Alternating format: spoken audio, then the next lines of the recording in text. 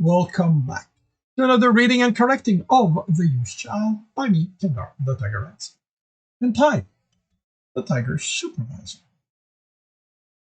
Today we are doing chapter 26. Alex was still glaring at Tristan's back, wondering if he'd ever be let out of cryo.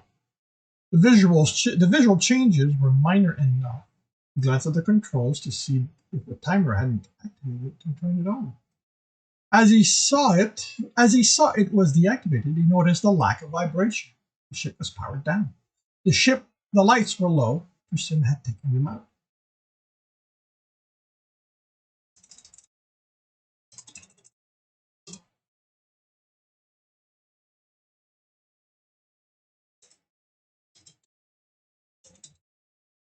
Tristan had taken him out of cryo. He looked at the closed door and stood. He didn't care what Tristan said about needing a meal. He knew the Somalian well enough that it could mean leaving a meal barely alive. There was a lot that could be done in anger that wouldn't kill. There's a list of items on your board, Tristan said before Alex could take a step. Find me the best places to procure them. I also need the security layout for those places. Alex looked over his shoulder. Tristan was still looking at the screens, and they weren't angled to reflect where Alex was. It could take the second or two needed to glance in the room. Don't. He told his leg, and it didn't twitch, but he reminded himself of what waited for him if Tristan decided to be pissed about the delay. He wouldn't beat him now if he trusted his word, but when it came, Alex shuddered and went to his seat. He fiddled with the earpiece, trying to find a comfortable position for it while he looked over the list. He glanced at Tristan. What were they going to do? Film a vid? Some form of live show? There was a full broadcasting setup on the list. One screen gave him a sensor readout as it came on. They were approaching a planet, Laydon, based on the information scrolling down. With the ship powered down, he'd expected them to be groundside already. What was Tristan hoping to avoid? Could reserve power be detected? Active sensors were shut down. He put that part out of his mind. Tristan was the pilot. He knew how to do this. Alex did his search. Laydon had a thriving entertainment industry focusing on vid production. So they also had the associated business. They couldn't afford to order and wait for something to be shipped to them from some distant planet when they were in the middle of production. The list didn't simply list cameras. Tristan wanted the RFE 321. He didn't want audio recorders. He wanted the Martin all-spectrum recording array. Same with the broadcasting array, some long identifier this couldn't make sense of. When he looked them up, they were the best in the particular category. On a handful of locations with most of what could be found. Tristan had picked the right place. Only the broadcasting rig came with just one possibility. That was one piece of equipment that wasn't available to the public. Following a lunch, Alex looked into how broadcasting worked, and after coercing his way into a peripheral branch of the Broadcasting Control Agency, he added an item to Tristan's list, an authorization code for the broadcast to be accepted on the network. Security for most of the equipment was respectable, but nothing that could stop Tristan or him. The broadcasting rig would take more work. Production companies were protective of anything that's central to their industries, and with only one local manufacturer for it, well, Tristan would have his work cut out for him. Alex leaned back and glanced at Tristan's back. Over his shoulder, he saw the planet approaching on the screen. Very green, some brown and blues. The clouds were thin, more of a high-altitude haze than something that would block the sun. Why did Tristan want to steal all of that? Why else ask for a security layout? Alex wasn't above stealing when needed, figured the earpiece, but what did that gain him in this situation? The cameras and recorders were expensive, but they were available for the public. And if he didn't want to spend that kind of money, he could go for something lower quality. It wasn't like they were competing for some sort of award, right? They could even buy the rig, although that would eat up a large chunk of Alex's finances. It wasn't available to the public was a minor thing. With only a few hours of research and a few more of work, he could create a production company that would pass all but the most thorough of checks. Alex didn't think it was about the money. Alex had never been able to work out exactly how much money Tristan had in over the banking institution, but he'd found enough to know he had more than Alex could even dream of having. And even without that, if they found the right market for them, the stuff in the duffel would bring in enough to outright buy one of the production companies. Money wasn't it. They had enough, and they both had the skills to make sure it was never traced back to them. What was left? The act of stealing? Theft was about the challenge, the thrill, or desperation. It wasn't the latter. So nothing Alex knew about Tristan said he was a thrill seeker.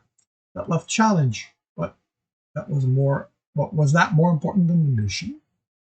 Alex felt like he was missing something. He didn't like that. Alex could think on his feet, but it helped to have at least an idea of what was coming. When that thing revealed itself, Alex had a feeling he'd be scrambling hard to keep up.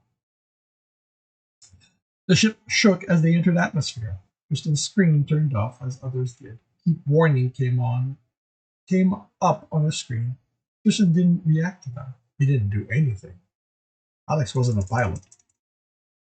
All he knew was how to enter courses and to get to his destination. He let station and planetary management system take him to the final destination, the final distance. A direct atmospheric entry wasn't something he'd attempted, but he did think the pilot should be doing something while the ship seemed to be doing a ballistic drop toward the planet. Alex swallowed. He thought he noticed Tristan's lips curved up. He wanted to say something, but his mouth was too dry. He looked at the screen, trying to get some information from passive sensor, but the atmospheric disturbance was blinding him. He tried again to speak, but his tongue was a mass of lead. Tristan leisurely tapped controls. The ship shuddered as the engine kicked in. Alex would swear he felt the inertial dampener protest. Passive sensors came back. They were half a mile from the ground, still dropping, but slowing. Alex found he was able to breathe again. What was that? Tristan glanced in his direction and went back to controlling the ship. Did you just drop us through the atmosphere blind? Best way to fool the type of sensors array they use. They have too many loose remnant of planetary bodies in the system. A handful of them fall through the atmosphere every day. We were blind. Alex might shriek. We could have crashed. What would have happened to the mission then? Tristan looked at him. There was no anger in his eyes, but there was a hint of a smile. But was the hint of a smile still there? We didn't crash. I knew how long it would take for us to drop below the sensor grid, and I had a good idea of how far the ground was below us. A good idea? Tristan shrugged. It's tough to take into account high altitude air current. I was confident of the area we'd end up, and he lightly tapped the command, and information scrolled on the screen. We're only a little over a quarter mile off the mark. Tristan smiled. Not bad. Tristan looked at him. Relax. I'm going to have us in the appropriate travel lane quickly enough. Tristan turned to his screen. Alex watched him, his fingers dancing on the command as he leveled the ship. That small smile was still there. Alex thought Tristan was bobbing his head. Who was that? He almost asked, almost called to Jack, but then the signs coalesced into a more probable possibility. Jovial, taking this serious thing lightly, not focusing too well. Alex had seen that before, often, but were extended to develop bad habit, many of those involved drugs. Tristan was acting like someone who just gotten a hit of his favorite drugs. Alex looked away to hide his dismay. Tristan was a thrill addict? He couldn't be. He was always controlled. Every documented mission Tristan had done spoke of a careful planning, step-by-step execution until things descended into violence. How had he never made the link before? Easy. Thrill addict always went looking for more. Tristan could take years between missions. Did you find what I asked for? Tristan broke him out of his thoughts. He sounded like his usual self again. I did. What was he going to do? What could he do? Did this change anything? Well, Alex was unsure what Tristan was talking about. Oh, he sent the location he found to Tristan's screen. He sent the location he'd found to Tristan's screen and stood. He needed to do something. Sitting and thinking wasn't doing him any good right now. Stay seated. Tristan was looking over the list. I'm going to check on Emil. He's still in cryo. There's no point in looking in on him. Alex considered, then sat. I'm guessing you have a plan. One of Tristan's screens showed them traveling within the appropriate travel lane, under the authorized speed for it. I do. Tristan was doing a search on broadcast authorization. Alex waited for more, then it didn't come. He looked at his own screens, bringing up the camera and watching woods and small town fly under them. He brought up the planetary travel lane report. They were far away from the major centers, so no one traveled along with them. He tried to work out where they were going, but the possibilities were too extensive. What he didn't do was think about how they'd gone through the atmosphere and what that could mean for how Tristan would handle the rest of the mission.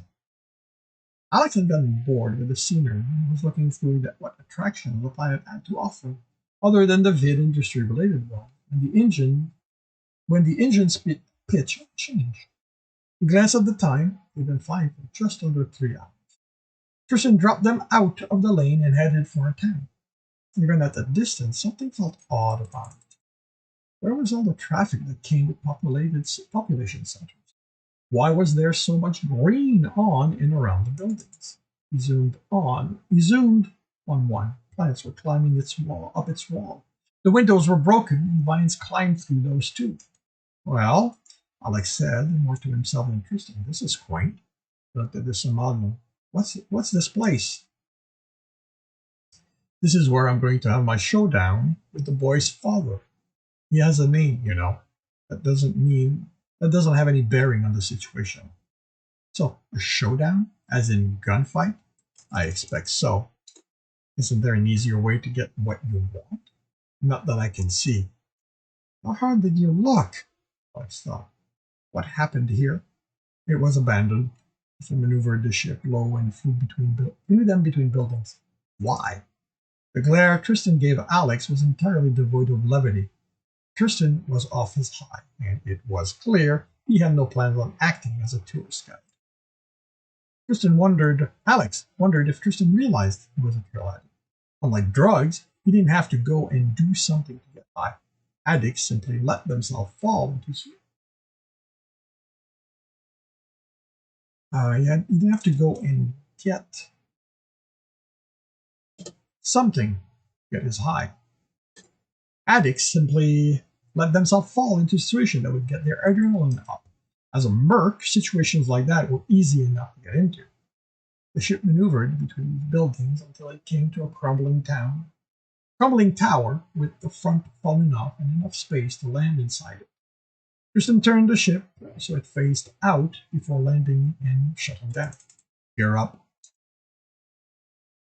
Alex put on his gun belt and made sure each sheath on his harness had a knife in it. Most were mono blades since they were the most dependable, not needing power. He had a handful of vibro edge and 2 laser blades. He knew from experience that even deserted place could hold untold danger. Put his jacket over the harness and returned to the cockpit. He saw Masters on the screen before Tristan shut it off. Keep watch. Simonian went down to the hold. Alex reactivated the screen. News feeds from local to distance, all talking about the kidnapping. News didn't work that way. Something new always replaced what had happened hours ago, let alone what had taken place months before, objectively. How much money was Masters pouring into this to ensure the story didn't die? Tristan reached around Alex and shut down the screen. He had his gun harness on with 4 guns in the front, 2 at the back. Is that going to be a problem? Alex asked. No. Not answer. No flicker of excitement at the prospect of more violence. Alex followed Tristan off the ship, then out of the building. The sun was bright and low, with the breeze doing little to make it bearable. In the silence, Alex heard insects and nothing else. This looked like a small city, but nothing else matched. No sound of hover, no people, no talking, no argument. What had happened here? Tristan walked like everything was normal. He studied buildings, pausing at some before continuing on. Alex tried to understand what he was doing. Any chance you can let me in on the plan? The boy's father wants to use his son kidnapping as a launching point to convince Space Gov to go to war with mercenaries. Sounded annoyed, but was that because he had to explain to Alex, or was it the idea of having to fight Space Gov? He made that pretty clear. For his plan to work, he can't get his son back publicly. A broadcast of the reunion will sap the energy out of his fight. His plan hinges on never officially getting his son back, putting him back into hiding, probably. That way he can claim I killed him, or that one of the mercenaries did it in their carelessness. He doesn't care who he can blame for his son's death. He will use it to rally everyone behind him and use that momentum to get Space Gov to eradicate us. All right? Then why are we here? We don't hide from threats like this. He said showdown. He wants secrecy. I will deny him that. This is sufficiently isolated, he will believe he can prevent anyone from finding out about the exchange. And we're going to broadcast the reunion. Like you said, this is going to kill his momentum. Tristan snorted. The broadcast will be him revealing how he arranged the kidnapping. I'm curious as to what Space Gov will do when he's exposed like that. How all these mercenaries he has hunting us will take having been manipulated. He's never going to admit to that. It will kill him. He will. It's simply a question of making sure the events line up properly. The road before them opened into what had been a plaza. Once upon a time, when the city was thriving, now it was overtaken with low grass and multicolored wildflowers. This is where the meeting will take place. He pointed at the surrounding buildings. The cameras will go there, and... Alex looked at Tristan. He was standing still, looking where he was pointing. No, searching. Before Alex could voice a question, Tristan backed up, forcing Alex to do the same. The ground where they had been standing became puckered with holes. Alex ducked behind a building and took out his gun.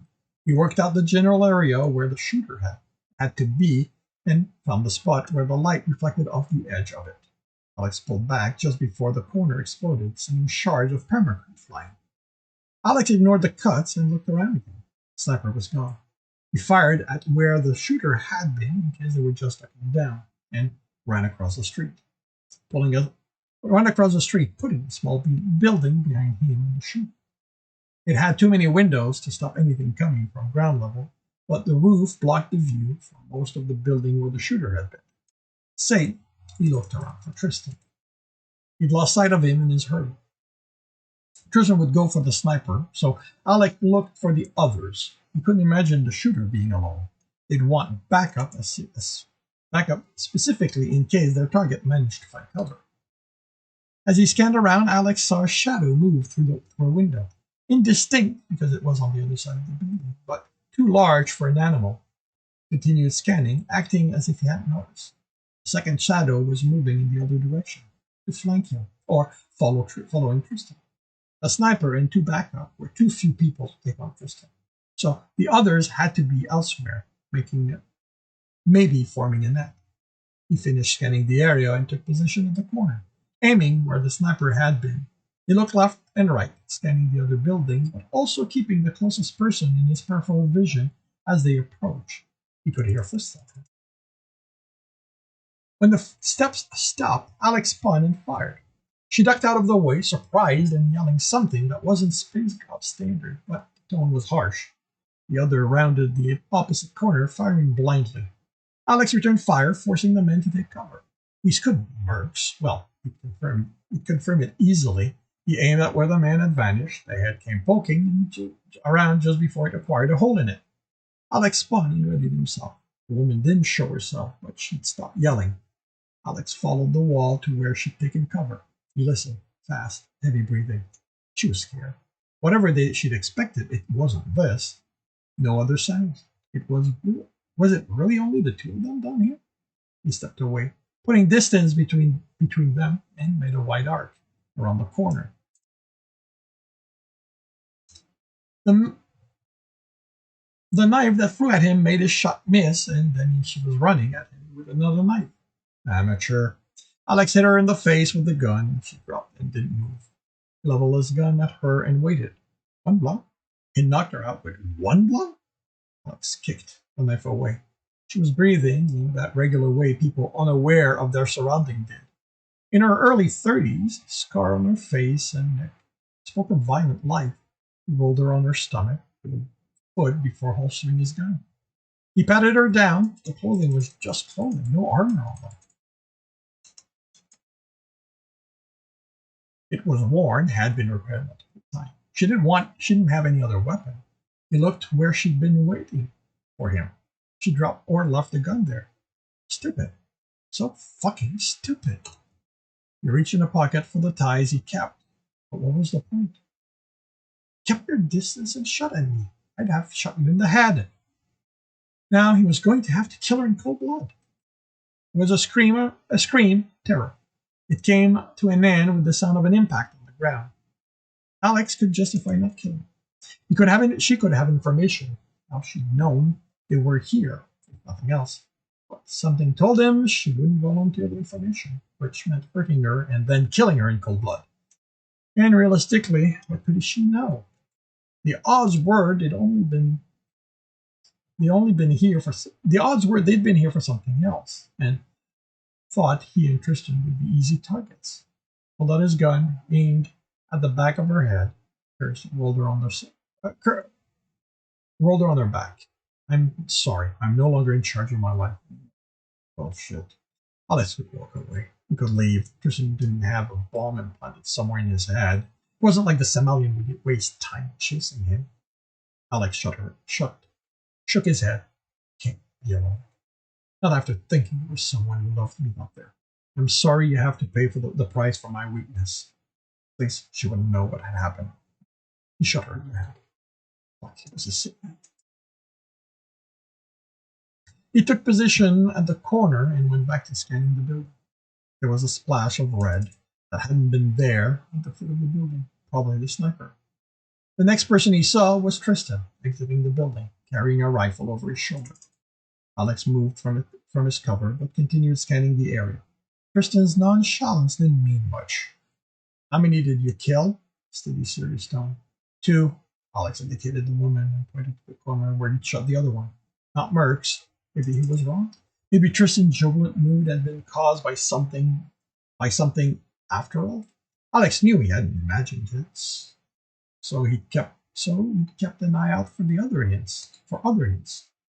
Local gang, according to the sniper, Tristan said, this is a Karovian hunting carbine, not a weapon a mercenary would use.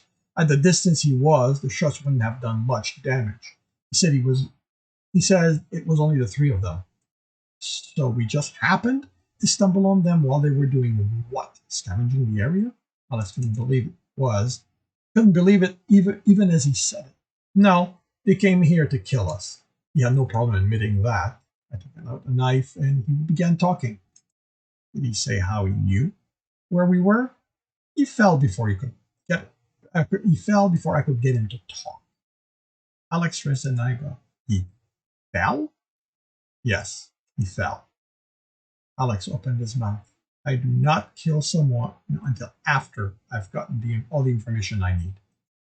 Alex took a step back under the glare. He wouldn't talk, so I reached for him. He backed away, stepped on the carbine. He dropped and tripped. The railing broke under his weight, and he fell. Alex raised his hand. I'm not arguing. Anger flashed again, and then it was gone. His eyes went back to being cold and calculated. Let's head back to the ship. We need to find out how they knew and who else might know where we are. Who else might know we are here? Looked at the carbine and tossed it on the woman's body. And this concludes chapter 26 of The Used Child. If you are enjoying this, please leave a like. Want to know when the next chapter is going to be? Subscribe and hit the bell. If you want to read the whole story, as well as the other books in the series, there's currently 6, it's available on all major e-retailer. If you want to support me and read just about everything I've written, that's on my Patreon. And if you want to listen to me do these live, it's every Tuesday morning on Twitch, 8 a.m. Eastern Time. The links are in the notes. And with that, I shall wish you a good day.